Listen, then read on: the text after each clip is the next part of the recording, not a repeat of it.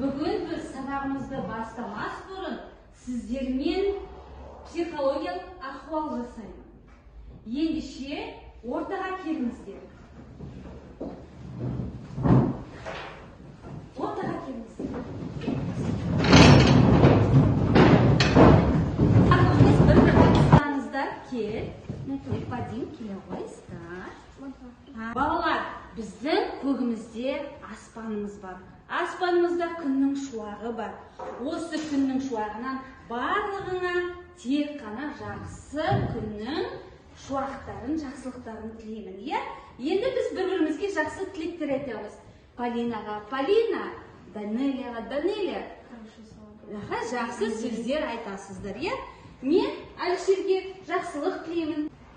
Жақсылық тілеймін. Жақсы оқу тілейді. Әдемілік тілейді. Бақыт тілеймін. Жақсы оқу тілеймін. Жақсы. Балалар, біз бір-бірімізге жақсылық тіледік. Енді осы күннің шуағын мен сіздерге қиып, қазір қолдарыңызға тағып беремін. Енді балалар, сабағымызды бастамас бұрын біз екі топқа бөлінеміз. Топқа мен қалай бөлемін?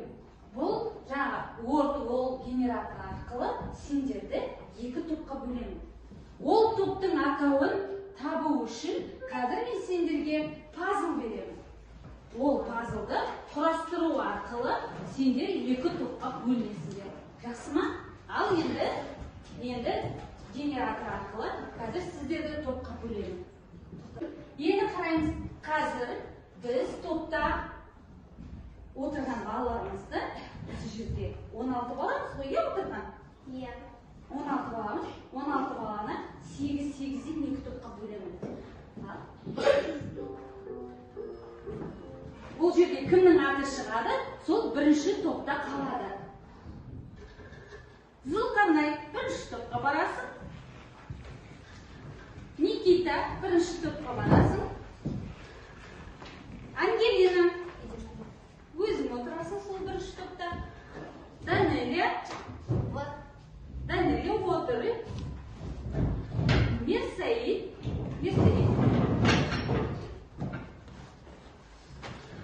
Дарина бірінші топқа барасың. Сумая бірінші топқа барасың. Вадим бірінші топқа барасың. Қалғандары екінші топқа ауысасыңдар. Ал балалар, бүгінгі сабағымыздың тақырыбын ашу үшін мен сендерге осы пазлды беремін. Пазлдың ішіндегі суретті құрастырасыңдар. Сол құрастырған суреттер арқылы сабақтың тақырыбын ашасыңдар. Және сол сурет сіздердің топтарыңыздың атауы болады. Міне, пазлды ашып, ішіндегі суретті құрастырыңдар. Топпен жұмыс жасаңыздар.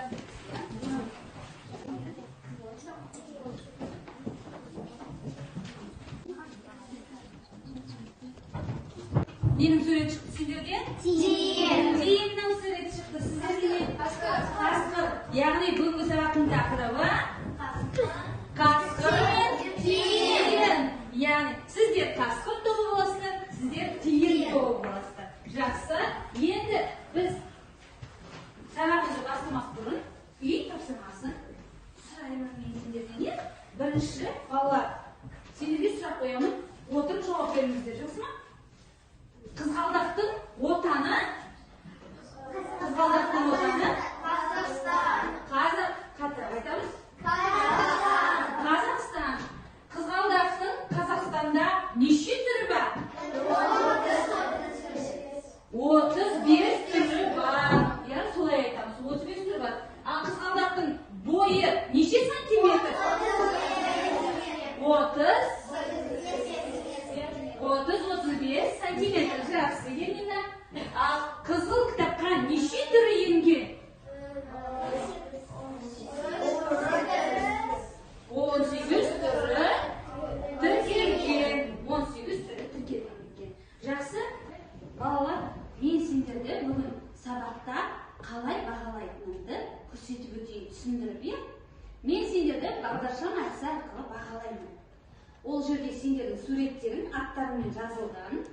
Ол жерде сіздерді мынау стикерлермен бағалаймын. Дұрыс жауап бермесеңіздер, қызыл стикермен белгілеймін.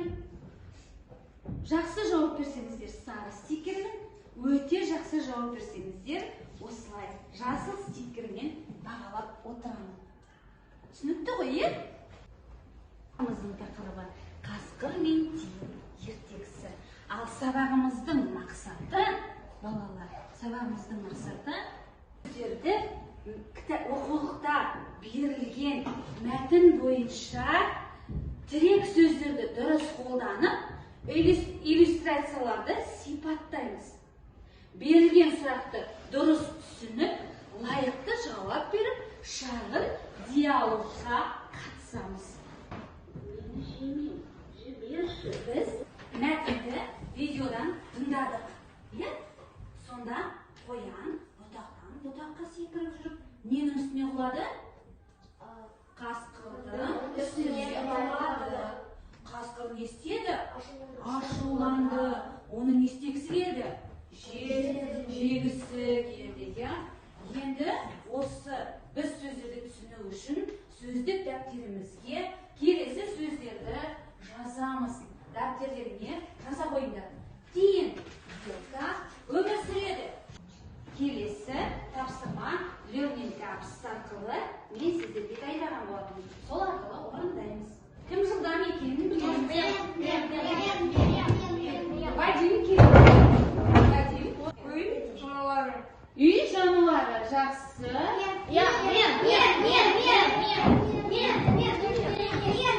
Маша келе ме? Су сиыр, орман жануары.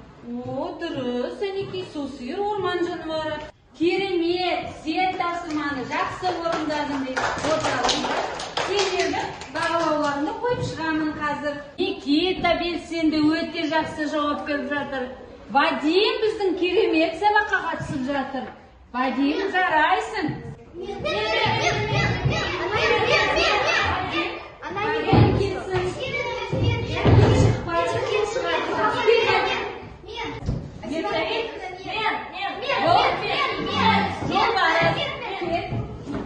Никита қайда шығасың? Бар ма? Никитаның жетпей қалды ма? Бұл пір дейді, жақсы. Сізге бұл тапсырма ұнады ма? Ұнады, иә? Келесі тапсырманы қараңыздар. Бұнда біз енді жүктік жалғауын қайталаймыз. Иә? Біз өткен тақырыпта. Қалай? Мен айтамын, сен айтасың, сіз айтасыз. Иә болса, енді қазір қосымшаны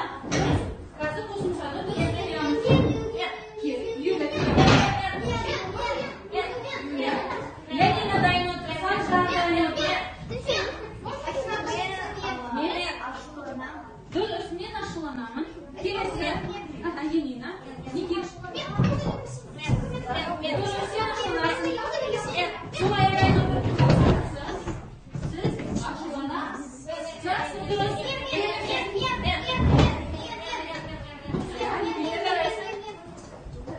Ол ашулана. Ama ашуланады. Неге келе ғой? Мен жалына. Дұрыс, сен жалына. Солай келе ғой? Сен жалына.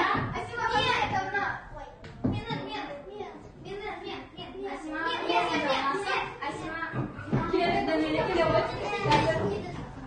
Сіз жалына. Дұрыс. Келе ғой? Ол жалына. Ол жалынады. Жақсы.